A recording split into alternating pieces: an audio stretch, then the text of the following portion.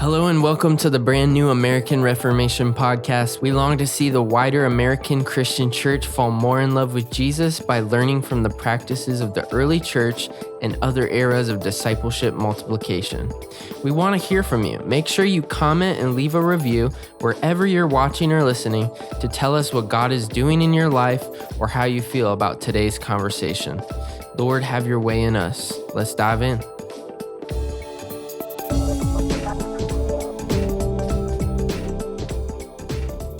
Happy day. Welcome to the American Reformation Podcast. Tim Allman here with my co-host, brother from another mother who just moved. Matt, you just told me you transitioned to St. Louis. Now, for those of you who are in the Lutheran Church Missouri Synod, you went to Mecca. Tell me about that move and introduce our guest today for the second time. Yes. Well, that move is really tied tightly to the stuff that we're talking about because we've moved 4 times in the last 12 months. I don't suggest that to anyone, but when God leads, you follow. But it's really cool. Yeah, we live down the street now from the Purple Palace, if you can believe that. No way. Purple Palace is the international center of the Lutheran Church Missouri Synod. So are you like 5 minutes away? Yeah. Like I could probably get on a bike and get there. Yeah. Let's pop in and talk missional multiplication. Can I get on? I want to go to the Council of Presidents meeting and talk about multiplying leaders. You ought to try that like soon, Matt. That'd be great. I just hang outside and I'll see who walks by. We'll just have conversations. But hey, I'm really excited because we're here with Steve Pike, who he's one of the voices in my life that's been just pivotal in thinking about multiplication and thinking about moving from kind of the older paradigm that I grew up in, which is not bad, like we said before, but if we're going to thrive in the 21st century and we're going to reach those that need Jesus, we've got to make some mental shifts. And Steve's been huge in talking through those shifts. So I'm so excited to introduce you guys to Steve. He's in Colorado, leads Urban Islands. And Steve, thanks for being with us again, man. Thanks for having me back. I guess I wasn't a disaster the first time, so. Not at all, man. Oh man. Well, actually it's fun. So if you guys check it out, we do have a first conversation that we had, and Steve wrote this incredible book, Next Wave. And Next Wave is all about these 10 missional shifts that 12. we need to make. 12. Sorry, 12 missional shifts we need to make. Clearly I read extra close. Well, we're talking about number. You told me we're going to talk about number 11 today, so I didn't want to confuse the and I watchers. think as I was thinking about Next Wave, I realized you wrote that book, and that book literally released during the pandemic.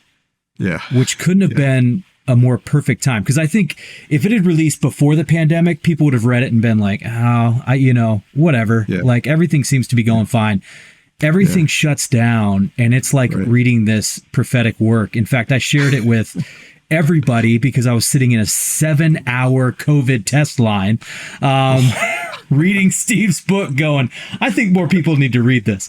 But the shifts in there, it's phenomenal. You need to check it out online. But we talked a lot about those shifts. So go back and watch the first one if you haven't watched it. Yeah. But let's talk shift 11 and this idea of moving from this addition mentality to a multiplication mentality. Yeah. I think the premise of the book is that the 20th century church kind of landed on some practices and values that actually served well in the 20th century culture, but moving into the 21st century, they're not so helpful. And so my whole idea was to say, this is where we've been and this is where we need to go. And so addition is where we were in the 20th century. And what I mean by that was churches were sort of just content to add people to the number of people sitting in the pews. So it wasn't unusual in the 20th century for a church consultant to be engaged with a church, and the goal would be to have, if the consultation process was successful, the goal would be to have 20% more people. That would be like almost impossible. But the idea of if we could, a year from now have 20% more people that are worshiping together, then big win, which certainly is a good thing. Progress, kingdom progress, more people following Jesus, more people deciding to intentionally go worship with others. Nothing wrong with that at all. But, when you look at the biblical model of how the church moves forward, the early church was actually built on a platform. This is the way I say it. Build on a platform of making disciples, okay? And that is the foundational idea behind multiplication. Multiplication is not some kind of, a technique for growing the church faster. I mean, if you approach multiplication as that, you're probably going to get it wrong. But multiplication is actually built on the foundation of disciple making, where Jesus said, go and make disciples, teaching them to observe things I've commanded you. And basically what he had commanded to do was go and make disciples. as well, of course, the rest of that verse kind of talks about helping people become part of a worshiping community and all the things that are part of that. But the beginning of that, the reciprocating invitation, is to you become a disciple maker who makes disciples, who makes disciples, who makes disciples. And when that begins to happen, then it is the foundation of multiplication. So it starts, if you will, it starts at the granular level. Multiplication is not a program necessarily. I mean, there are things we can do and should do to help our organizations and our churches become multipliers, and there are some organizational things, but it's really, really, really hard to do it from the top down without the bottom up happening. And so multiplication at its heart, at its root, is disciples making disciples. So disciples beget disciples. Groups of disciples become churches, and they beget churches. Churches become, collections of churches that maybe turn into networks or denominations or whatever. And, for that to when that happens, the church will have no problem staying up with population growth, all the challenges that are part of the church. So addition is really inadequate to keep up with the pace of change and world population growth and all that sort of stuff. Yeah. Multiplication is the only way that we're going to get there. So that's kind of the basic idea. Steve, what I hear you saying is multiplication is a bad goal, but a good outcome. Yeah. Just like addition was. Addition was a bad goal, but a good outcome. And I think the problem is we start to turn it into the goal. Right. And then it's like, okay, well, we'll just swap out addition for multiplication. That'll become the goal. Let's get the consultants in here. They'll tell us how to. And what you're saying is the way to get there is to not focus on that at all, and to just focus on the core of what we were always called to, which is disciple making, which, if I remember correctly, somebody said that in scripture that should be our focus. I'm just trying to remember who that was. Yes. And I want to emphasize, we start there. That's got to be the foundation. Like, if we get the disciple making piece right, then there can be institutional intentionality that harnesses the kind of the DNA of multiplication that's built into disciple making. And so you can see institutional multiplication best.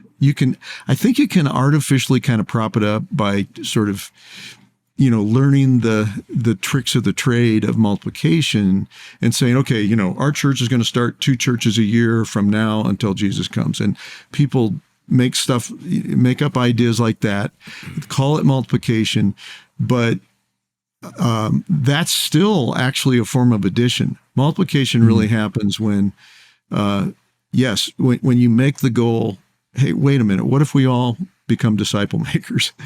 And we help each other do that. And when that happens, it's like the natural, as you said, it's the outcome that's important, multiplication is not the goal. It's the desired outcome. Yeah. Oh, this is good, Steve. So Many of our listeners are connected to the Lutheran Church Missouri Synod, a confessing, very conservative church body, and it's interesting. We're almost 200 years old, by the way. We're celebrating our 175th anniversary as a church body, and I look historically, the tension between the priesthood of all believers and the office of holy ministry is where I think the crux of this struggle, especially in a post-Christian secular culture, is, because if there's an imbalance on, well, the pastor does it, if he's not the word and sacrament guy, y'all come and receive. I would say right now that may have worked for a while, and discipleship from 10 to maybe 200 people. But if Jesus only had 12 and then he sent the 12, like, how could we think we can really deeply disciple many more than Jesus? But what words of encouragement would you give to someone who says, but man, how are we going to work through this cultural shift of thinking the pastor does it all? And how would you back up that cultural shift with Scripture, Steve? Yeah. Those are really great questions. I'll start with, I really think this, so a lot of times pastors hear stuff like this and we're listening to it as, okay, I want to find the latest hot technique to be able to jump on the bandwagon that all the cool kids are, involved in. And I think even Lutheran ministers who are steeped in all the traditions of the Lutheran Church are pragmatic enough to think, I want my church to get as much benefit from, the latest things that are being learned and all that kind of stuff. So they think about it from that aspect, and their thought is, how do I get my people to make disciples, is kind of where they land. And so they come up with, okay, let's do a sermon series or, a seminar or a cohort or whatever, and it'll all be about disciple making, and people will graduate and go make disciples, and that's how we get this going. So here's what I would say. The key is the leader, the pastor, whatever the title of the person is, needs to become a disciple maker first. Like, we have to get out. It's not, being behind the pulpit is not wrong, but if that's all we do, we're not actually doing what Jesus said all of us are to be doing, which is to make disciples. And I guess that's the scriptural justification, is Jesus said, he didn't say, I just want the leaders to make disciples, or I just want the followers to make disciples. He says, go and make disciples, talking to his disciples. And again, if you just read that command or meditate on the command, it's got this built-in, it's like, as it gets passed on, it just keeps going and going and going. So that ripples down through the centuries to us as a fundamental responsibility for every person. And so it starts with the pastor deciding, or the leader, whatever the title the person has, I'm personally going to be engaged in making disciples. And once that person begins doing it, and then begins to invite others along with them, that's when a disciple-making movement can actually get going. And if the pastor doesn't do that, what happens is other people will pick up the slack, and they become the leaders. They set in motion a disciple-making movement, and then it gets awkward because, if the pastor's not involved, if it's a side thing, there all kinds of weird stuff can happen. Churches can have splits and blah, blah, blah. So it's, I think the challenge is every pastor has to decide, every leader has to decide that I'm going to become a disciple maker myself first. That's my first step towards setting in motion a multiplication movement. Well, and I think, Steve, you hit the nail on the head, and we are the biggest lid, and we have to die a lot more to ourselves to be able to do that. That's been what we've been doing the last year. And let me tell you, the shift, it's challenging when you're used to preaching to several hundred people. And then the new dynamic is to pour deeply into 3 or 4.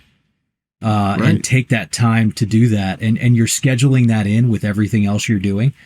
And it's like, okay, well, I don't have time. Well, if you don't have time, How can we look at the stay-at-home mom with 4 kids and say you should make time, or the guy that's, working a second job to support but if we look at our schedule and say, I need to make time for discipleship, what can I repurpose? How can I be more intentional? We realize discipling can happen as we go, but once we pull that lid off and we die to ourselves a little bit, man, that's when this movement really begins. Right. Absolutely. Absolutely. And, one of the key things is learning to say no to stuff. You really have to look at all the stuff you're doing and ask the question, is that what I'm really called to do? Whatever that specific thing is, because we know we're called to make disciples. So that's a high priority. And that means we need to be willing to look at everything. Just take everything we do and lay it before God and say, okay, where, because we have to find space for this. We have to. Now, here's the thing. I think it's easier than we think to build disciple making in our lives. Part of the rest of Next Wave or other portions of Next Wave, we talk about what we think is just it's a modern day explanation of what disciple making was viewed as by the early disciples.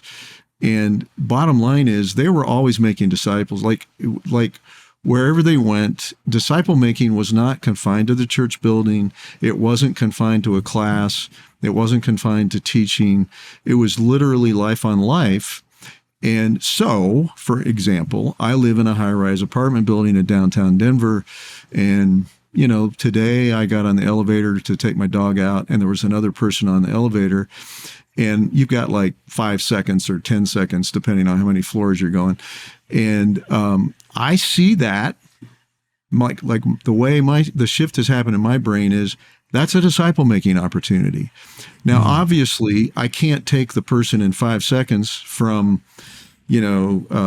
Richard Dawkins, atheist, to whoever your favorite, Martin Luther, I guess, would be the right person for the Lutherans to be excited about. But anyway, I can't take them from one end of the spectrum to the other. But, I can do something to help that person move toward Jesus. And that's what disciple, in my mind. So disciple making actually can be more embedded. But here's the thing. One of the challenges is that we've defined healthy followership of Jesus as only being involved in church activities. And so we sort of have this dichotomy. It's a false dichotomy. Like when I'm with the church, then I'm serving God and I'm honoring God and da-da-da. But when I'm working my job or I'm out in the community at Costco or whatever it may be, that's not spiritual. And I think we might have talked about this last time, but I often, I just remind people the dichotomy is not sacred or secular. That's a false dichotomy. I think it's actually a satanic dichotomy. The dichotomy is sacred or sinful. And so as a follower of Jesus, everything I do is sacred. Everything, having lunch at a restaurant, taking a walk with a neighbor, riding the elevator with a neighbor. Those are all sacred moments, as well as being gathered around the Lord's table, preaching or receiving a ministry of the word. That's sacred too. But so because as a follower of Jesus, everything I do is sacred, unless it's sinful, then that means everything I'm doing every day, walking my dog, going to the store. And so you're actually influencing more people toward Jesus just by living your life as a person of the Spirit, a person full of the Spirit. Then we often give ourselves credit. So it's not like, okay, I have to schedule 2 hours this week to make disciples per se. It might be, how can I just look at what's already happening in my life, make a few adjustments where it puts me, I think I started to say this, the problem is a lot of times because we've associated sacred with only church activities, then we think that we're only making disciples when we're in a church, like an intentional churchy kind of environment.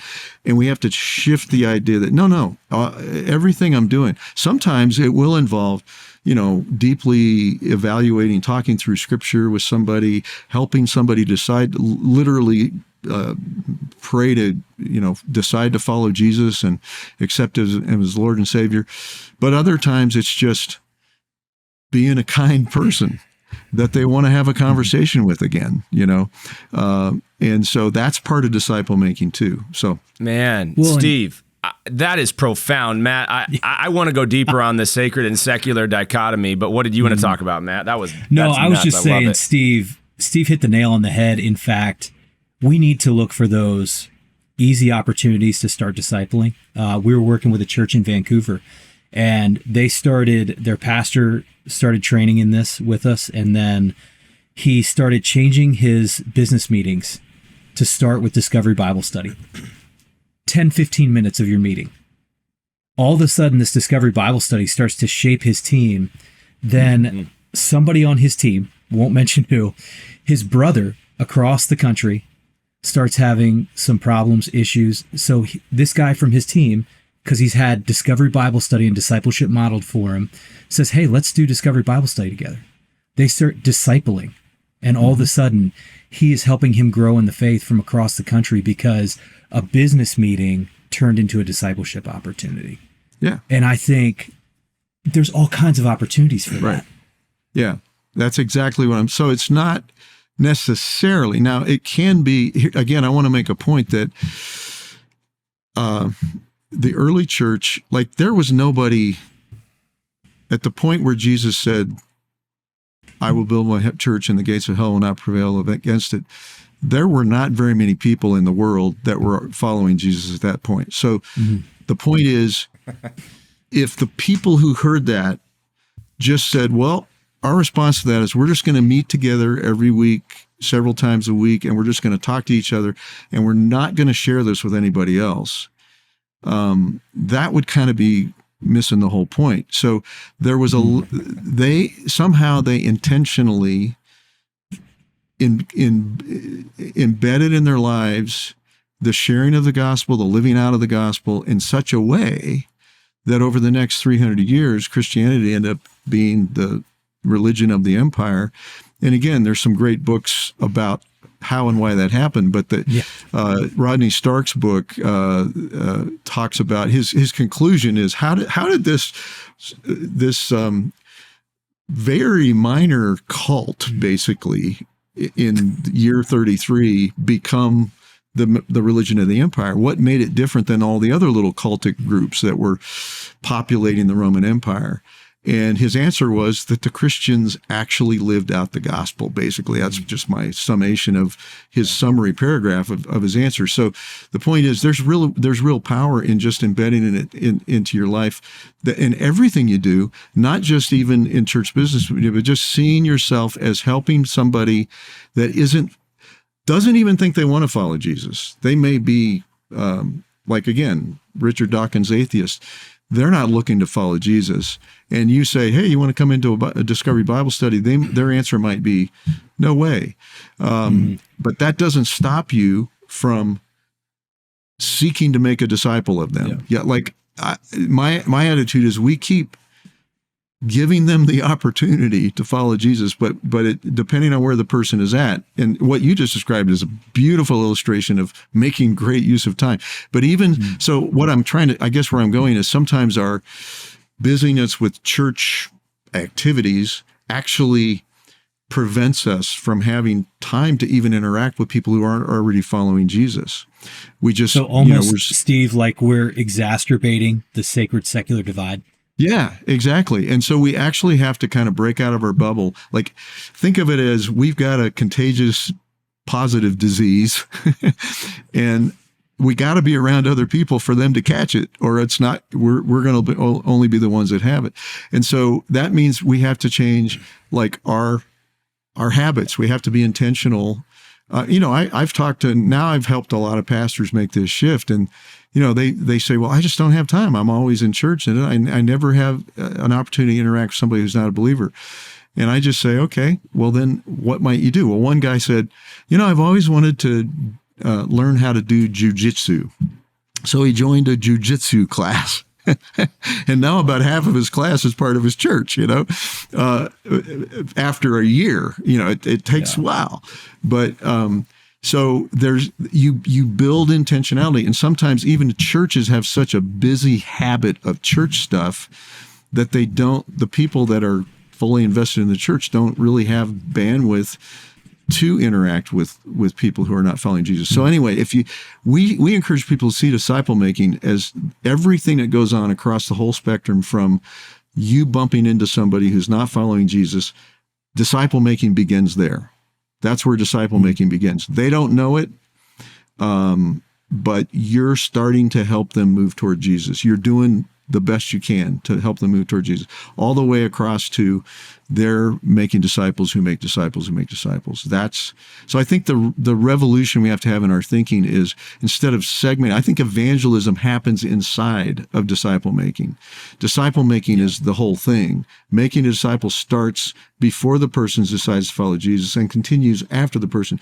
But in the middle is where that evangelism opportunity happens, or the evangelism moment, and they decide to follow Jesus. But you just call the whole thing disciple making, and then that helps you not. It's easier to embed that, instead of saying, okay, now we're going to go out soul winning, for the next 2 hours, and then we're going to stop and we're just going to. No, we're just going to be making disciples all the time, and have people in our lives that are at all different places along the journey, and that's how we're going to do it. Steve, I love this. There is so much. So what I hear, just to summarize, if you're a church leader, in your hobby, whatever it is, it gets you outside, whatever the rhythm is, this is where you get to bump into people who are on the way to Jesus. But then I think it's for the everyday follower of Jesus, it's just a re-understanding actually of Luther's idea of vocation. Yeah. In your going, wherever God has placed you, with the unique gifts God has given you, build relationships that lead people to know and follow Jesus. Do you agree with that, Steve? Is that another way to understand it? Absolutely. And the role of the church kind of shifts from come here and serve Jesus to we're here to help you as you go and do what you just described. Like everybody's got a vocation, and we've sort of downplayed that. We've made it like people who are in ministry, leadership roles, vocational ministry, they're the heroes in the kingdom. And everybody else, is just like, again, we reinforce this unhealthy idea about the church, and really it's the other way around. The church, the gathered church, exists to be a place of resourcing and encouragement, so that people are equipped to go out on mission in their everyday life, and that's where the real ministry is happening. That's probably not the right way to say it. It's where ministry happens. That's just as real as ministry that happens within the confines of the church activities. It's both and, not either or. But we've emphasized so much, the institutional and the, religionist, I think I just made up a new word there, I like it. Aspects of following Jesus to the demise of just being present with people and letting the Holy Spirit work through us in their lives. And we have, I think the difference is being, that's kind of happening anyway, but when you're cognizant, when you're aware, when you're like, okay, I'm on an elevator for 5 seconds with this person, what can I do just to help them move toward Jesus? And, most of the time for me, that just means be a kind person, just make it where they think, okay, I wouldn't mind talking to that person again, and then maybe a month later, we're at a HOA picnic and we sit across the table from each other, and now we start to meet each other, and he's not afraid to sit across the table from me because he had a good experience on an elevator, and then as we have a conversation, we start sharing life, and, I find out some of his background, and, that's actually disciple making on the pre-conversion side. And we need to become we need to become conscious of that. It's not rocket science. We just need to see it. We need to make it we call it what it is, and help people to realize, wow, there's tons of opportunities already happening in my life. I just hadn't thought of it that way. And it really changes it in people's lives. Well, and I love what you're talking about. Go ahead, Matt. Oh, I was just going to say, I think sometimes we're afraid of the words reimagine or innovation. because we think about it as creating something completely new instead of realizing that the best innovation is just going back to the core of your DNA. I mean, listen to what Steve's been talking about. He's been talking about, here's what the early church did. Here's how they moved and reached out. And then Steve is digging deeply into something that, a lot of Lutherans should be super passionate about, which is vocation. Yeah. Like Luther was really the standout in saying every job is sacred. Every job is a sacred calling from God. And I don't know, Tim, maybe you can help me. I don't know where along the path we lost that, but we need to go back, remember that, and really embed that in our people. Because, the days of lowering the bar to show up to worship, put money in the plate, invite a friend out so we can see it, that's a low discipleship bar. That to me is the difference between, my 3 boys love working out. The older 2 will jump up there and do pull-ups. The younger one, who's only 6, he wants to do them too. So he jumps up there and I kind of like have to, oh yeah, you're doing them, bud, and it's like, that's what we're doing to the church. We're making them think they're doing something that they're not doing instead of saying, hey, I think it's time for you guys to learn how to do this. And we want to equip you to do it. Yeah. Absolutely. Yeah. So some thoughts there. I think that vocation is, think of a teeter-totter, a re-understanding of Christian vocation, all offices, husband, mother, father, etc., out into the community. That is the balancing seesaw mechanism that moves us to office of holy ministry. The church needs leaders, and we are called to be on mission to send out the priesthood of all believers to multiply the message of Christ to the masses. So I think we need to dig deeply into vocation. It is the catalyst that I think then when we get together for the gathering, I think the Lord is doing a new thing right now, Steve, in the gathered and then scattered church. Those that are coming to my church, as I'm talking about really the mindset and the heart space of the disciple of Jesus, going out just yesterday preached on do not be angry. Anger is not in the Bible. Anger does not produce the righteousness of God. So they're eager to have their character shaped more after the heart of Christ. Why? Because the struggle against sin, death, and the devil is a real thing that they're encountering right now. And Satan, go back to that sacred and secular satanic divide. I believe it is assault of Satan, man. Jesus came to seek and save those that are lost. Jesus goes after the one. Jesus came to love the world. And right now, we're making those that have different ideologies our enemy. And they're not our enemy. Satan and his lies is the enemy. So anything more to say about where that kind of came from? And I think the church right now is falling off on one side or another. I could speak to folks that are on the far right that just are, the far right, this is a religious type of a movement right now. And you could say the far left as well, if you're just talking politics. The way of Jesus walks that middle road or moves us to find heavenly solutions to heavenly problems where everyone else is finding earthly solutions to earthly problems. And that's Satan's playground there. Anything more to say, though, where this sacred and secular satanic divide kind of came from, Steve? Well, I think it's been a part of the dynamic of the challenge and the dynamic of the church pretty much through the whole story of the church. That's just, there's sort of, there's the pendulum swing of the church. We tend to emphasize different things at different times. And so, it's, I think what happens is as sin abounds, grace abounds more, but also as sin abounds, we feel like we have to do something about it, and we decide the answer is to move harder this way and avoid sin and stay away from sin, and obviously stay away from personal sin. But there's a difference between staying away from personal sin and staying away from sinners.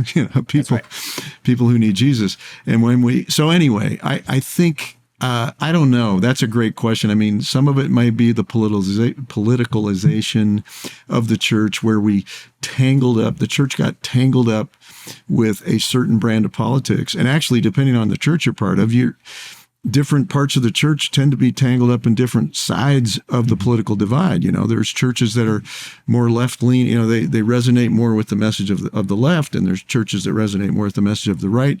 And I just submit that Jesus is an equal opportunity offender. That's right. And he would, if you take everything he says and you're hard right, you're going to be offended. If you take everything he says and you're hard left, you're going to be offended, because he's calling. And I think when the church just allows itself to be hijacked by these polarizing views instead of being oriented around Jesus, that's when we get into trouble. But I think the solution, again, is get back to this simple thing. It's the solution is not some kind of media campaign to tell the church to, it's not even going for the middle. That's another myth, is like the middle is a safe place. Jesus is a safe place to be. Yeah, Jesus is. Yeah, exactly. It's not like, okay, we have to compromise some middle ground, and we're not trying to make everybody happy. We're trying to follow Jesus. And I think there's a small huge, little Steve. story, Matt.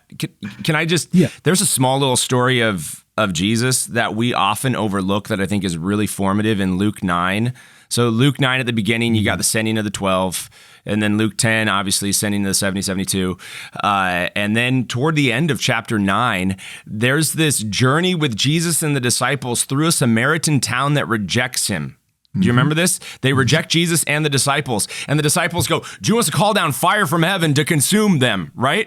And Jesus, it simply says, and Jesus rebukes them sternly, right? In my vernacular, he's like, come on, man. Don't you know if fire comes down from heaven, we're all burning? Because we all deserve, we've all rejected. So you got a lot to learn, son, as you start to follow me. Not just the what, but the how of following me. Because if you've lost love for the Samaritan who has rejected me, for the neighbor that has rejected me, man, you have lost me. So anything else to add there, Matt? No, I love the way you talk about that, because you know what, honestly, whenever I think about that story, the idea of, hey, we're going to burn up too, hadn't crossed my mind. But yeah, clearly proximity is going to, create a problem for everybody. But I think also there's that idea of, I wonder if Jesus is sitting there going, man, how surprised are they going to be when they're going, okay, what's the mission? The mission's obviously to tell all our Jewish brothers who have been waiting for the Messiah that you're coming. And Jesus says, no, I want you to go out to Jerusalem, Judea, Samaria, and the ends of the earth. Yeah. And even the challenge the disciples had with that, because I think that the kind of thing we're talking about, it's going to create tension, it's going to create challenges. It did in the book of Acts. That's why you have Acts chapter 15. And they're trying to work out, what does it look like now that all these Gentiles are in the church, and that meant change for the church and some things they held on to pretty closely. But I think the important thing that I hear over and over in this conversation is we have to recapture the art of disciple making. And it's like my buddy Mac Lake said. He goes, in his generation, we focus so hard on getting 10 to 12 together that we lost the art of sitting across a cup of coffee and making a disciple. Yeah. Yeah. Another story that is maybe will speak to this conversation as well is Jesus going into Jericho, and you've got all the people waving and, excited. Jesus is here, and he's going along through the streets.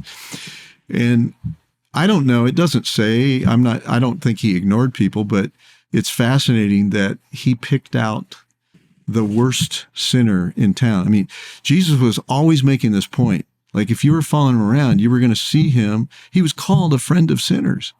And so in that story of Zacchaeus was actually in collusion with the Roman occupiers to basically extort money out of his fellow Jewish people.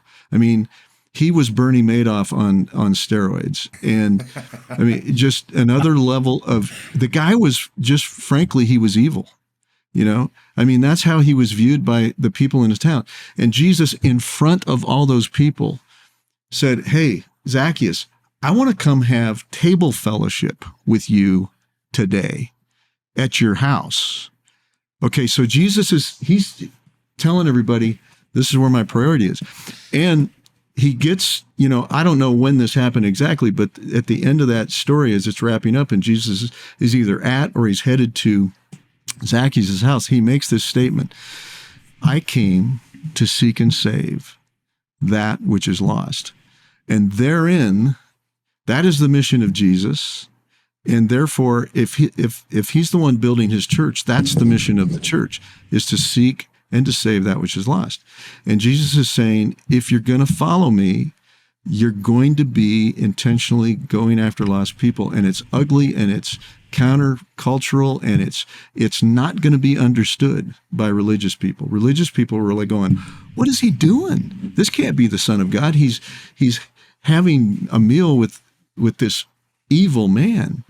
And yet, so the whole point is our mission we join with Jesus on is seeking and saving that which is lost. And so enough said. So Steve, I love the dynamic we got going right here, because I'm seeing myself on the left of the screen, and I kind of took the option of like, let's start something new to be able to do this. Tim, my brother over there on the right side of the screen, he is taking something that has existed and he's making these shifts and doing some really cool things in the way of that. Yeah. So you're looking at both of us, you're coaching us. What advice are you giving us individually to make these shifts we need to make to move into disciple making? Yeah. So a lot of times, again, I'll just jump back to sort of a institutional answer to start with, but I'll get to a more practical in a minute. But a lot of times when organizations are thinking about existing churches and new churches, they treat them almost as competitors. And, it's like, if you're going to start a new church, we got plenty of money and we're going to put you up on a stage and, throw glitter at you or whatever.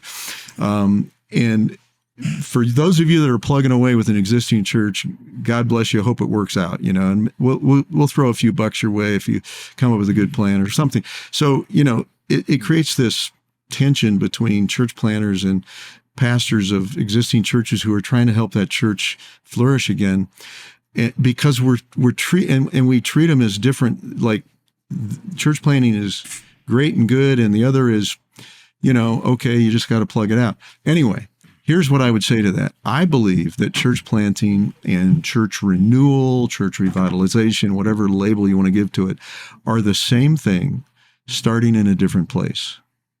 Okay? I think that's really helpful to think that way, because the end goal is to have a healthy, multiplying church. Okay? Yes. But with a new church, you're starting at a very different place than you are with an existing church. And actually, I think it's way harder.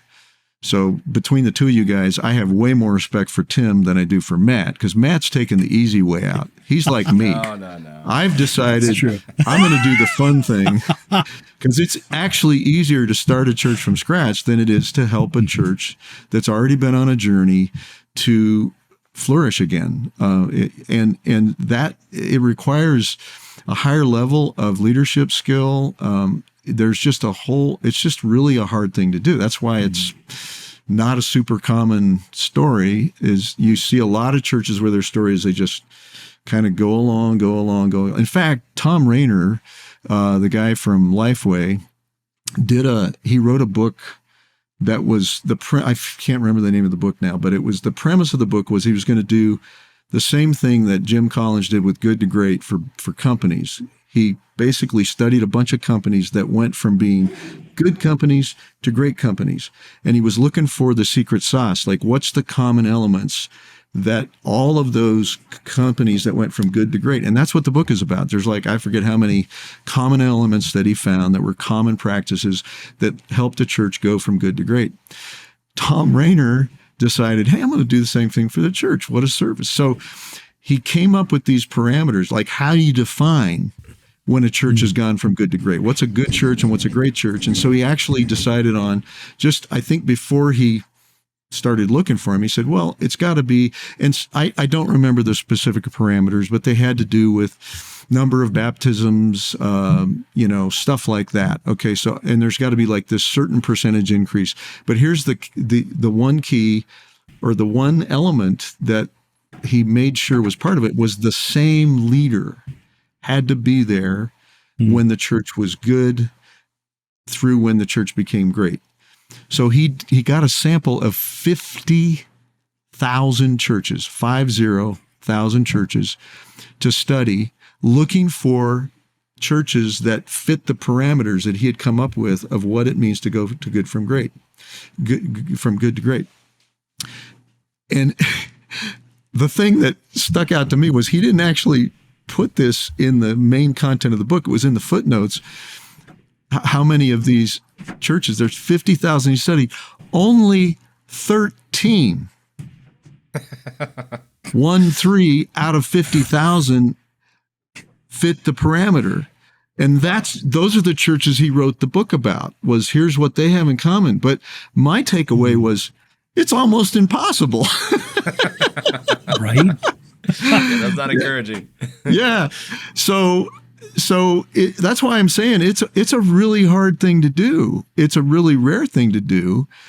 But I think part of the solution is that here's the mistake that a lot of leaders make. So I guess I'm looking at you, Tim, and I would say, if you want to see your church flourish into the future and be able to develop new habits, one of the mistakes, or a mistake to avoid, would be saying, I want to take the whole church on the journey at the same time.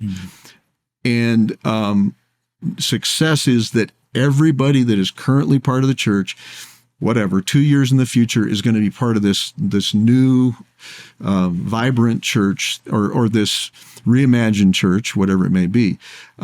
I think that's really, really difficult to pull off, where you bring everybody along with you all at the same time.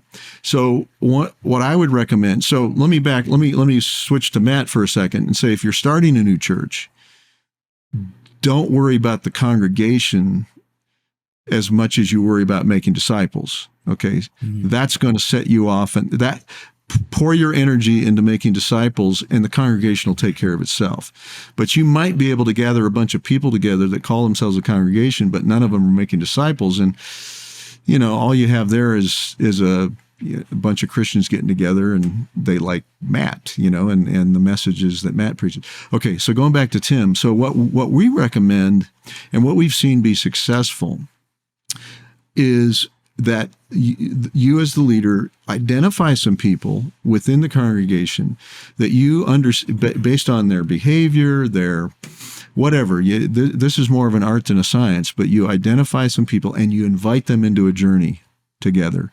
And you start by saying, I'm going to make disciples. And I don't know how to, maybe you do know how to do it, but let's just assume you don't. And so I'm going to make disciples, and I'm scared, and I don't know what to do. And, you're going to watch me first.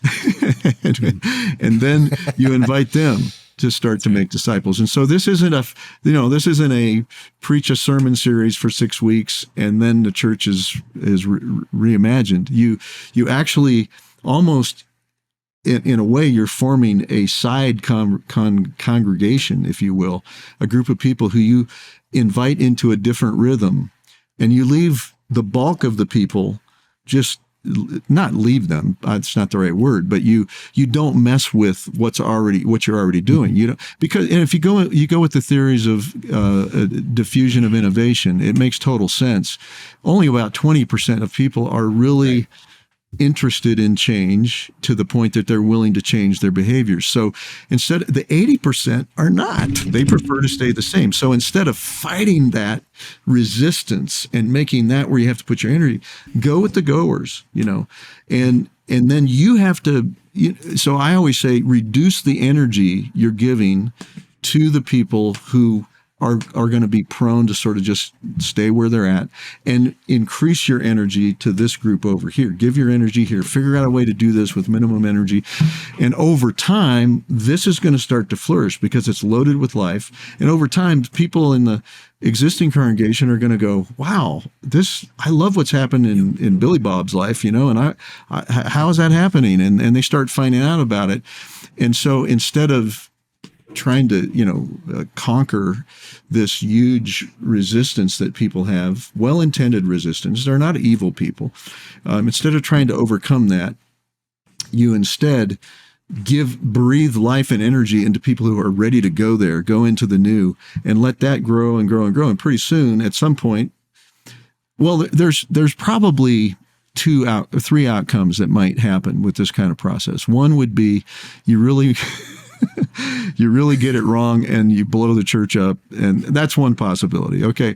The second possibility is you actually realize, okay, what we've created over here is actually the seed for a new church.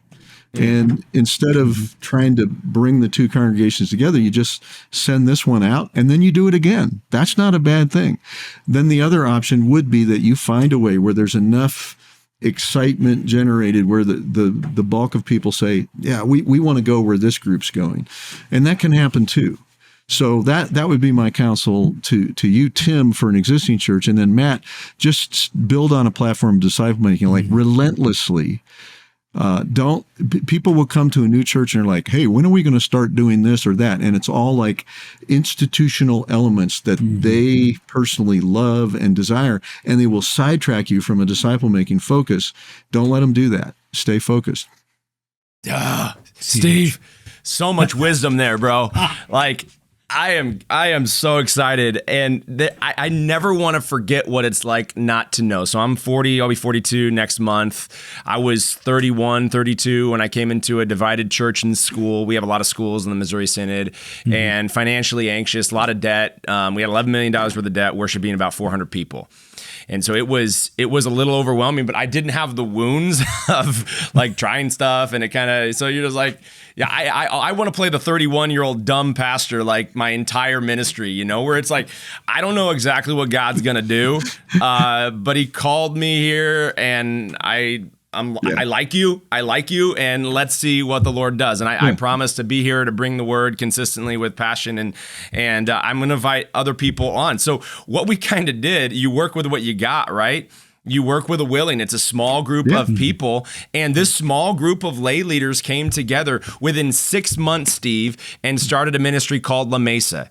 Now that has 2 sites. It's working poor and homeless, meals, resume building, moving people into sustainable living. And the new thing with a small group of people over the course of, it's the Lord's will, Lord's timeline, but it was like 2 years. And Christ Greenfield went from being, whoa, man, that church has some stuff going on, to like, they're a missional, multiplying, new start type of an engine. And now our vision is 20 campuses, 20 years, multi-congregational approach. We're starting some that will be supported by Christ Greenfield, recognizing in time they're going to be, probably self-sustaining, different branding, all that kind of stuff. But the innovation that comes with working, I don't know that you even got to get 20% right up front. Get 5% of the get 5%. So say it's 1,000. That's the highest, another right? myth. That's another myth that needs to be blown up. You know, there's actually some really good research has been done on what the tipping point is. In fact, Malcolm Gladwell's book, Tipping Point, talks about like what does it take, and he makes the point. It says it could be as little as 3 or 4%.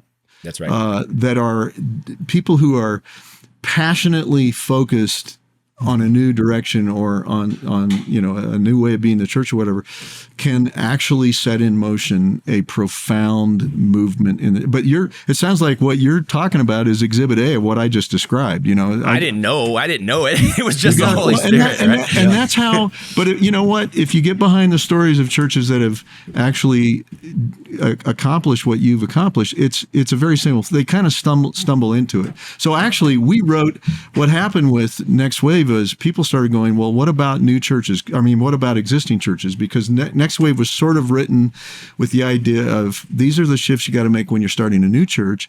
And they said, what about an existing church? And so we actually are in the process of writing the book, The Reimagined Church, which basically takes this brief conversation we've had and just blows it up over another 12. I'm like stuck on 12 chapters. That's just my thing. I don't know, 12 apostles, whatever. But, we actually are writing that book and should come out in the fall, which the idea is to help, like you said, you kind of accidentally stumbled into it out of desperation and stupidity and maybe probably some anointing of the Spirit mixed into all of that. But instead of people, just say, here's some here's something to think about. And the cool thing in writing the book, we've actually been walking some groups of congregations through this exact process and helping leaders do that. And it's different in every situation. The situation you inherited is different, but we're seeing it work well across, denominational differences, theological variations, all that kind of stuff. It's just, these are sort of just sociology. It's not magic and it's not hidden. It's stuff that everybody kind of intuitively, oh yeah, that makes sense. And it works. Well, and I think that's huge, Steve. And kind of, one of my last questions for you is, I think we can all agree this is a shift we have to make. And we see a couple pathways we could do it. We could take the existing, we could start new. How do I determine which pathway is best for me? Because I think what I heard in Tim's story is 10 years.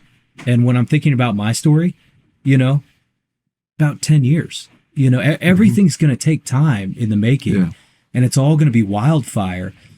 So how do I help determine which pathway would be best for me to make these moves?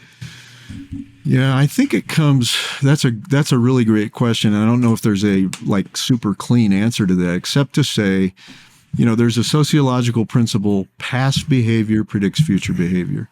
Mm-hmm. So when you reflect back on your leadership opportunities and where did you thrive? Did you thrive where you basically started with a clean slate and there was nothing and you created something out of nothing, so to speak? Or are you better wired to be somebody who takes something that's already there, 11 million in debt or whatever you said it was,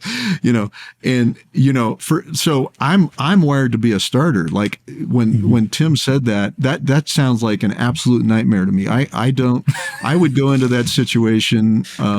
Now I think because I'm older and I have some wisdom, I probably wouldn't do this, but in my younger version of myself, I would probably blown that thing up. Tim has the right giftings to understand how to nuance it and work through it over time and not get stuck. One thing that can happen with those churches, they just get stuck and you can't move them off center because you're getting. So anyway, the point is it takes a certain wiring of a leader and it's more complicated than just two kinds of leaders, but generally speaking, especially if your track record is like, okay, I started, I look back at my life and I've just been starting stuff my whole life. That's what I do. I start stuff, so that's where my zone is. That's that's my happy place. That's my most productive place. Once something gets going, I started CMN, planted several thousand churches and I got bored with that, because I wanted to move on to something else, other people would go, wow, why did you leave that? But I'm wired differently. Now, on the other hand, there's people who just go in and they take something and make it better. They see the opportunities in the foundation or they see the opportunities. And so just reflect on your own journey and say, where am I most productive? Where am I happiest? Where am I, where do I see fruit? And that would kind of answer the question whether you start something new or take something existing. This has been so much fun, Steve. I'm leaving the conversation with so much Jesus juice, hope, optimism. There's so much opportunity right now in this chaotic, crazy world in which Jesus died and rose again to redeem. So, listener, whatever the Lord has placed upon you, I just double click on your last thing. Deep dive on knowing self. Invite other trusted friends to help you kind of know the way you do it. But then the non-negotiable of the conversation, go on mission to make disciples who make disciples. To find others. If you're a pastor, find others who can teach. 2 Timothy 2:2, that they can find others who can teach. That could potentially over time, long after you're probably your soul or your spirit is with the Lord, could be reaching people. That's and I don't know that everybody has that kind of in them, but one of my prayers, Steve, is that more of us, whether you're a new leader starting out in your 20s or whatever, or you're a seasoned leader or somewhere in the middle like Matt and I are, that you would kind of say, my life, it's not mine. And this legacy, it's not mine. It's a legacy of Christ. And we think so individual and so short term. but Jesus thought way beyond him. And let's go not just Jesus, obviously Yahweh from the very beginning. The anger of the Lord, I'm slow to anger, but I'm abounding in steadfast love, Exodus 34. And that steadfast love goes on to thousands of generations of those who know and follow me, so that we would think beyond where we currently are right now. That's one of my prayers. Any final thoughts, Steve? As this has been so much fun. You're awesome. Oh, I had a thought, and somewhere along the line, it went out the window. It's okay.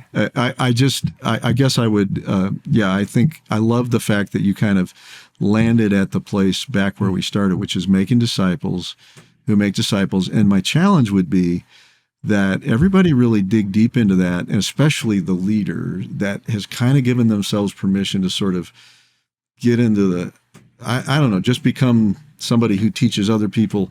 I think what's beautiful is when you have your own stories that just happened in the last 2 weeks or something, to tell about making disciples. And it's not that hard to get there, because it's really just starting to interact people around with you. But I think that is going to be the tipping point of a revolution, is when the leaders of the church themselves begin to make disciples and then invite other people around them to do the same thing. That's the whole picture of disciples.